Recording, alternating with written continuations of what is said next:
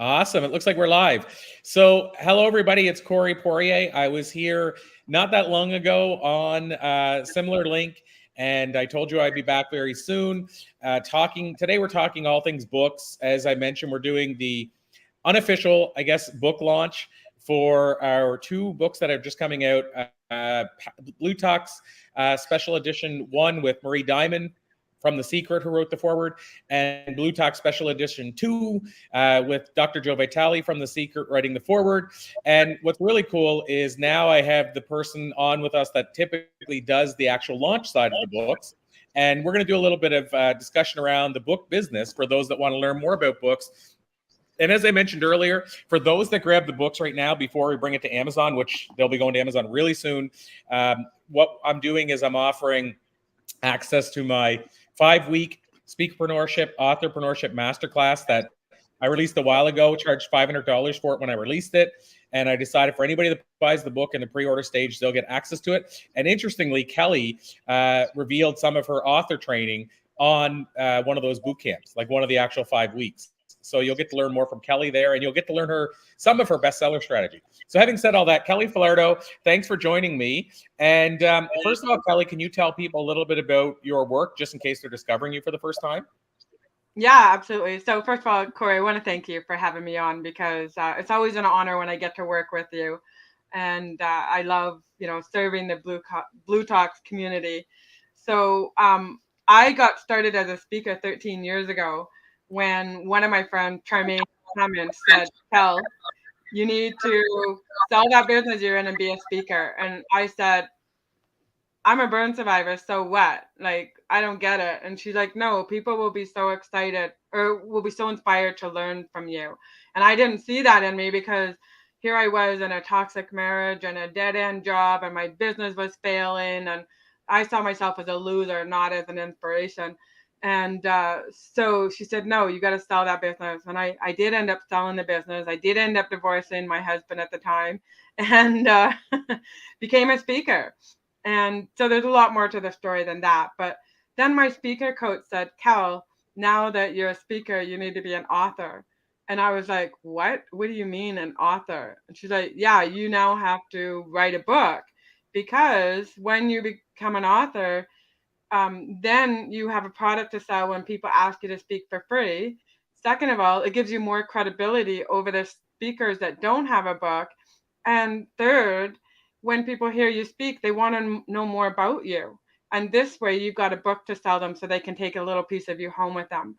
And so that was my start to becoming an author. And I wrote my first book, 13 years ago. And 6 months later, I wrote my second book because someone else, another speaker friend, said, "Kel, now that you have a book out, you also have to be a best-selling author." And I was like, "Are you kidding me? Like, I'm thinking a best-selling author has to sell 10,000 books in order to become a best-selling author." And I'm thinking, I don't know 10,000 people. There's no way that I'm going to be able to sell that many books. And she said, "No, you need to be a best-selling author so that, again, you get a higher fee, right? As a speaker, you're going to be able to charge a higher fee. You're going to land more stages and you're going to have more opportunities and, of course, more credibility." And then I said, "Well, I don't know how to do that." And she said, "Well, I'll teach you." And that was when she told me that you didn't have to sell 10,000 books to be a best-selling author. You just need to get into the top 100 of your category in Amazon. And so that was my start of my speaking and author career. When COVID hit, I lost all my keynote speaking gigs. And so I said, "Well, what's next? What am I going to do?" So I just pivoted right into becoming a book coach and coaching people to write their books, become best-selling authors. And these past 3 years have been my best years ever. So it's been awesome. Yeah. Wow. Well, and since that time, and we'll dive into books in a second here, but since that time, you also, those TED Talks that you've done also up-leveled you as well. And, I want to talk about books mostly here, but can you talk for a minute about the power of being able to leverage both those TED Talks and your Goalcast video with 10 million views? Yeah, absolutely. So I'm one of those people that, I just say, I want to do things. And so I'll never forget. I kept seeing all the Goalcast videos, and I was like, oh my God, this is so incredible. I just love what they do. And then I saw one of my friends who had a Goalcast video, and I was like, how did you do that? So I emailed her and I said, how did you do that? Like, that's one of my things on my bucket list, is that and a TED Talk. And she goes, well, here, I'll put you in touch with the people. And sure enough, they grabbed my story. So what they did is they took one of my speeches, and then they took some footage from my documentary where they recreated my accident of me getting burned as a 2-year-old. And they made this Goalcast video. It took them about 5 months before I actually got to see it. And then they launched it, and we got like 1 million views in like 6 hours. It was just crazy. So now it's sitting at about 10 million views. But it was just beautiful because now I take that Goalcast video and I give it to event planners, and event planners love it because it just shows that, you know, the power of my story. But yeah, the other goal I had was to land a TEDx talk. And in the beginning, I didn't think I had the story or the power to do it. I just didn't feel confident enough in myself. And so I told one of my friends, you know, I want to do a TEDx talk. And she goes, well, hey, I have to introduce you to Corey Poirier. He is putting on a course to teach people how to do a TEDx talk. And at that time, I was a single mom. I didn't have a lot of money. And I was like, okay, I got to take this. And so, you know, Corey, you were so fortunate to, you know, let me do a payment plan so that I could afford to do it. Because I had just, you know, going through my divorce and everything, I just didn't have the money. But anyways, I followed everything you said. And, you know, I still remember one of the first things you suggest is to reach out to your network and tell them that you want to do a TEDx talk. And so I did that. And I put on there that I wanted to do, you know, a talk. And sure enough, that was how I landed, you know, my TEDx talk. So I did 2 in about, what, 4 months, I think it was. Mm-hmm. So, Absolutely. so Yeah, absolutely. And yeah, I mean, there's no question that TEDx's really up level you and open doors. So now let's switch to the other thing that does that, and that's books. And so let's start here when we talk about books, Kelly. I answer this question often, but I don't know if I've ever asked you this question. So you mostly work with self-published books. Can you tell us why you think what are the reasons you think somebody would choose self-publishing, and what are the reasons you think somebody would choose the traditional publisher, in your opinion? So I honestly believe that we need to self-publish for a number of reasons. So one is because it's going to be faster for you to get your book out there. Like if you go with a traditional publisher, it's going to take at least 2 years to get published. Second of all, you get to keep 99% of the money. Well, I shouldn't say 99% of the money, but you get to keep most of the money. Whereas if you go with a traditional publisher, you're going to make like less than $1 a book. Whereas if you self-publish, you're going to make anywhere from $5 to $10 or $15 a book, depending on what you price it at. And thirdly, I just really believe that as a speaker, having a book is going to give you that credibility to help you land more stages. So if you wait for a traditional publisher to pick you up and do a book about you, you're going to have a ton of missed opportunities. So every book I've done, I have self-published. And so I just feel it's a better, faster, more efficient way of doing it. And you own your content, which is also, you know, a big plus. If you go with a traditional publisher, you don't always own your content, and then you need to, you know, ask them every time you want to change the content or use it for something else. So, yeah. Yeah, absolutely. I mean, what I say to people, and this is why I asked you this, Kelly, is you have to really sit and think about what's your goal with the book. And for me, that's what I think it ultimately comes down to. So I feel like there's probably, honestly, 10 you want to do with the book. That would mean you probably are going to have the best success self-publishing. And then there's maybe 1 or 2 answers that mean you probably need a traditional publisher.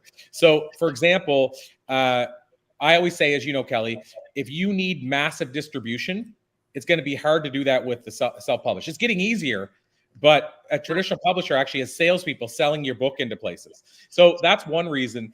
The second reason I think is your book has maybe mass appeal, it could be a movie, all that kind of stuff. It's going to be just easier to do that with a traditional publisher. But a lot of the other things that people think that a publisher is going to help them do probably won't happen. So for instance, traditional publisher isn't going to do all the marketing or work for you. You still have to do the marketing. Traditional publisher, and I know this because I get pitched on my podcast by traditional publishers all the time. Traditional publisher is going to send a press release to you, but are out for you. But really, it's HarperCollins, and they're sending, let's say, a press release saying Kelly has a great new book. But what I'm getting at with that is you get the added boost that when they see the name Harper, they might go, oh, this is I need to pay attention to this. But beyond that, it's not a whole lot different than you sending out your own press release. Like they don't get on the phone and start calling all these media and say, you got to book them. And I say they don't. I mean, they probably do if the name is big enough, if it's somebody that has a massive name. But I'm just saying in general, for the average person, you got to consider that you're going to have to do the marketing yourself. As you said, you're going to get less per book. I mean, there's a whole bunch of variables there. What I will say is I think if you do want to go with a traditional publisher, you need to know you're going to be able to sell a lot of books anyway. So what I would recommend is you self-publish the thing and then prove you can sell a lot of copies. And then the traditional publisher will come calling anyway. I totally agree with you. And in fact, like Hay House, they won't even look at you unless you have an email list of 100,000 people. Absolutely.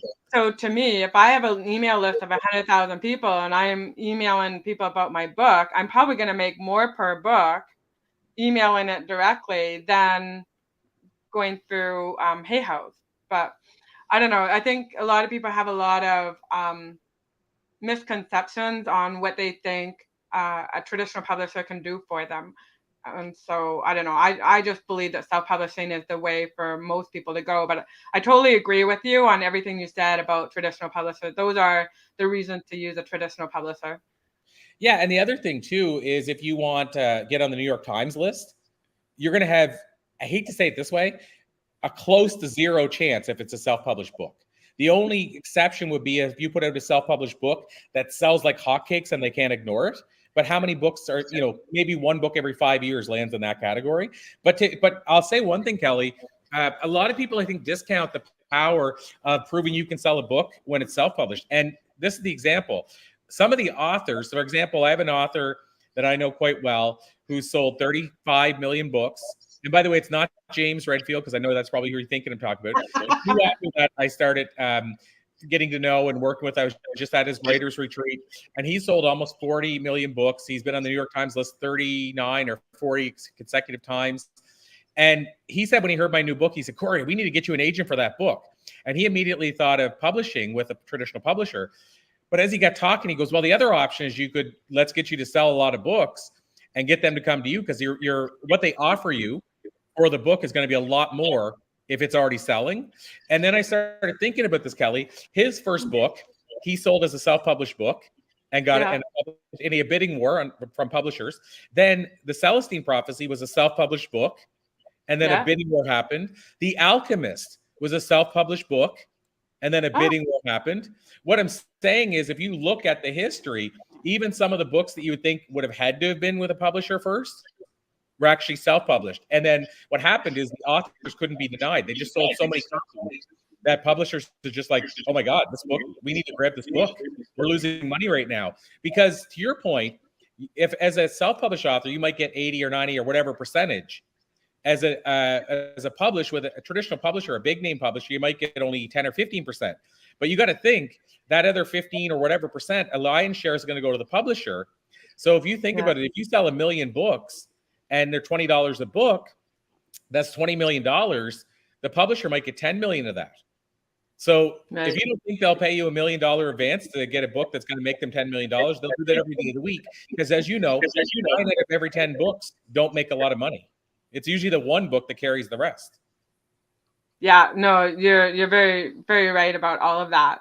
So it's all in the numbers, right? But I just feel like a lot of people just don't have that power to get the numbers to do that sort of thing. Absolutely. And a question we do have here is, how do you build an email list?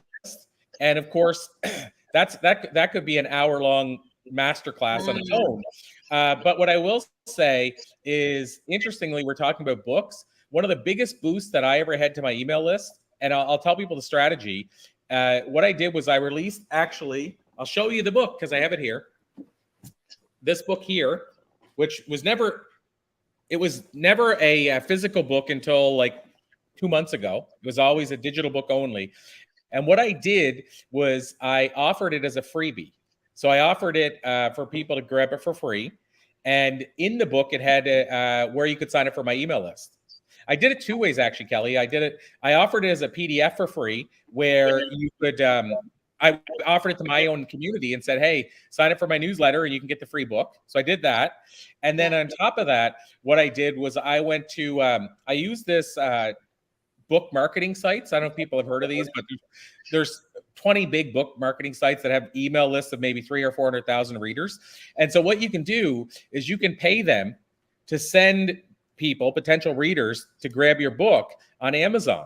So what you can do with Amazon is for 5 days, you can put it for free if you're exclusive to Kindle Select. So I went 5 days for free with this book. I sent people on Amazon to go grab it and download it for free. I had about 18,000, 19,000 downloads, but I had about 3,000 of those people signed up for my email list. Oh my God, that's incredible. Yeah, and it cost about $1,000 because I had to pay those book marketing sites. It's like maybe $50 each, but it cost me about $1,000. But as you know, Kelly, anybody in the world would pay $1,000 for 3,000 emails, because that's like what, 30 cents a lead. So that was pretty substantial. Then, as you know, Kelly, what I did was I put this book out with a traditional publisher. It's out with Morgan James, but in the front of the book, what I do is I have this thing that says, thank you for grabbing my book. If you want a free audio version, sign up here. And so I bring them to my newsletter. And we've had about, I think we figured out it's been about 3,600 people have signed up to my email list for the book I'm already selling. Like, they go and discover the book.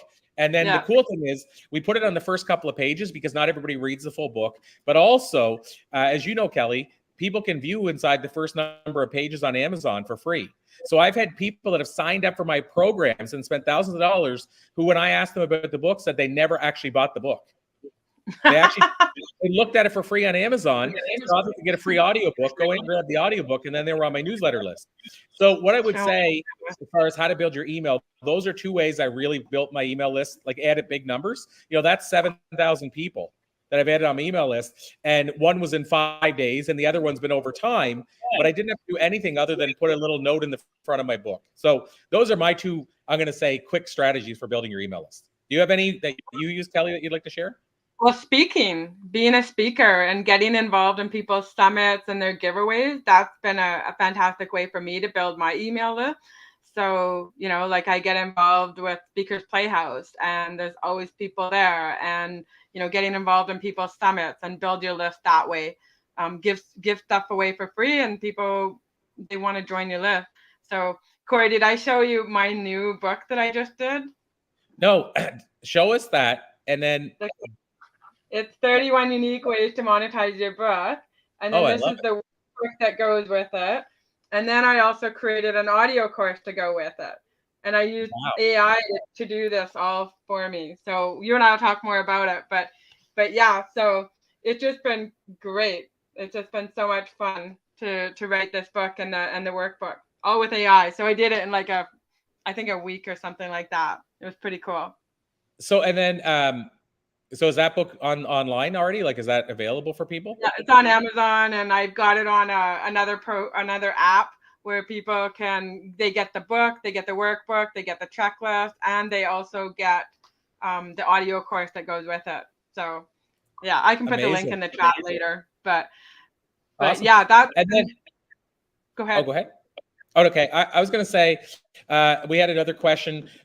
Somebody said, when you said I should start with self-published, market it, and then potentially use traditional publishing, would self-publishing option involve Amazon or other options? The answer is it could be either or, but Amazon's the one we talk about the most because they allow you to print a small number of books at a really low cost. But on top of that, if you're selling it on Amazon, it's easier if you got it printed through them.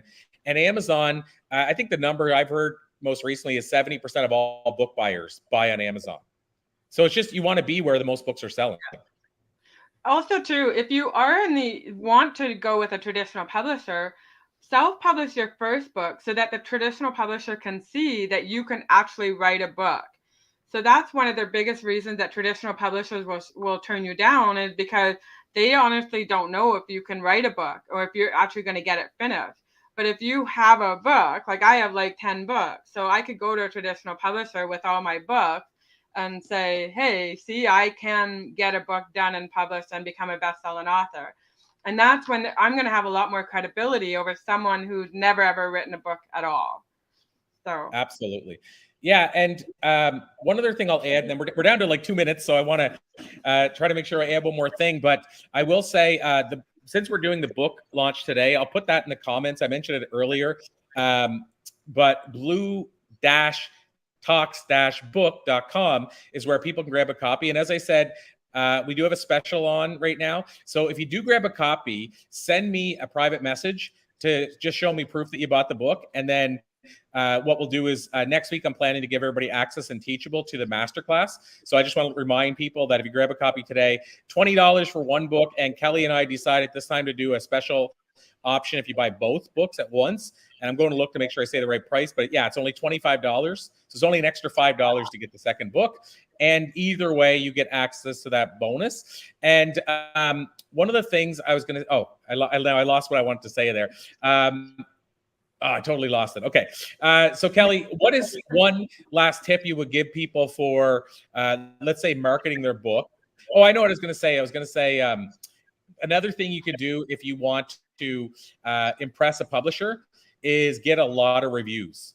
You know, so if you have 1,000 reviews on Amazon and you got the book to bestseller, every publisher is going to be impressed that you were able to get 1,000 people to take the time to write a review. So just wanted to add that. But Kelly, any last tip you'd like to give people?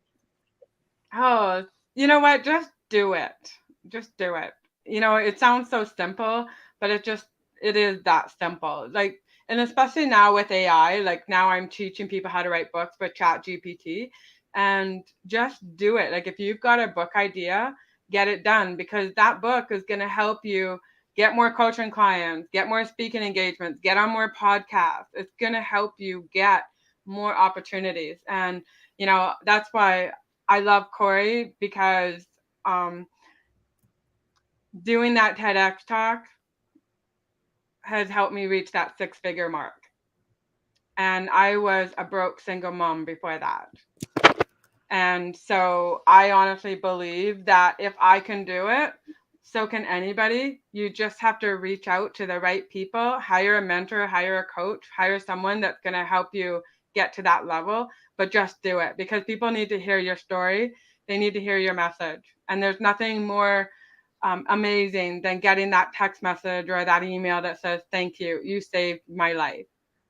So thank you. Amazing. Well, Kelly, you are an absolute rock star, and I wish we weren't at a time, but other people won't see this, but I'm going to be on in another half hour with Kelly being interviewed for a book that she's working on right now. So I'll get to spend more time with Kelly. And Kelly, as you know, we always bring you back. So I'll call it a to be continued with your permission, and I'll call it an until next time. Okay. Thank you so much, Corey. And thank you, everybody. And reach out anytime. So. Awesome. Thanks, Kelly. And everybody else, you'll see me back on another stream in a second here with Susan Binney. So thanks, Kelly, and I'll talk to you in a half hour. You're welcome. You bet. Bye. Thank you.